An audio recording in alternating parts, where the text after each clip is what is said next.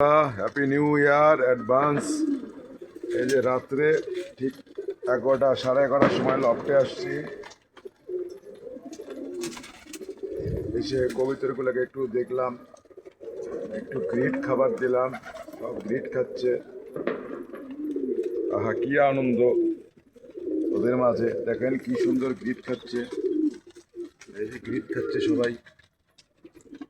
আমি যখনই আসি তখনই এদেরকে খাবার দিই, আমি নিজের সন্তানের মতো এদেরকে দেখি, খুব ভালো লাগে। এই যে কিং আমার গ্রিট খাচ্ছে, কিংয়ের বেবিরা এখানে দেখতেছে। এই যে একটা বেবি, এই যে একটা বাঘা গ্রিট খাচ্ছে।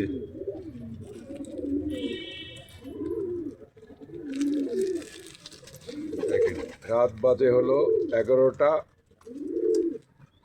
11টার কিছু বেশি, 11টা সাড়ে 11টা হবে। আমি যখনই আসি, ছাদে আসলেই ওদের কাছে আসতে ইচ্ছে করে।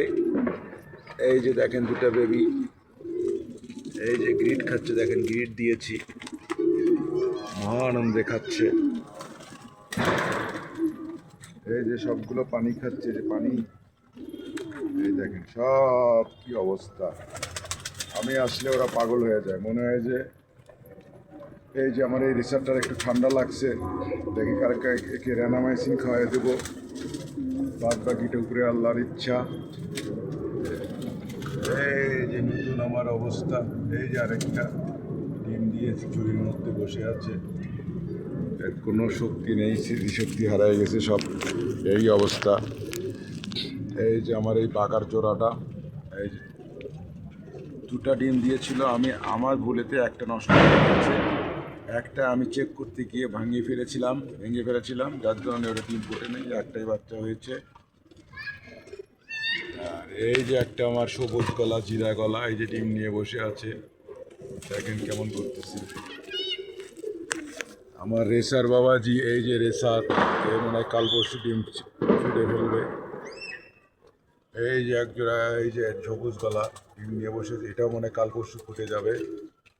এই যে আমার কিংয়ের বাচ্চা, দেখেন কত বড় হয়ে গেছে।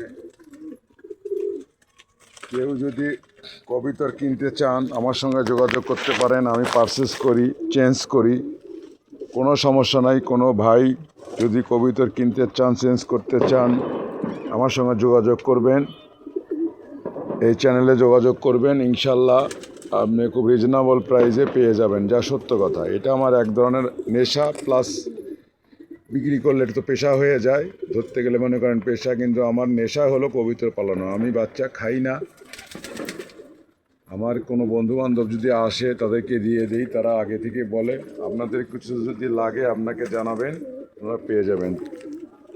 আজকে তাহলে এই পর্যন্তই, আল্লাহ হাফেজ, সবাই ভালো থাকবেন, হ্যাপি নিউ ইয়ার এগেইন।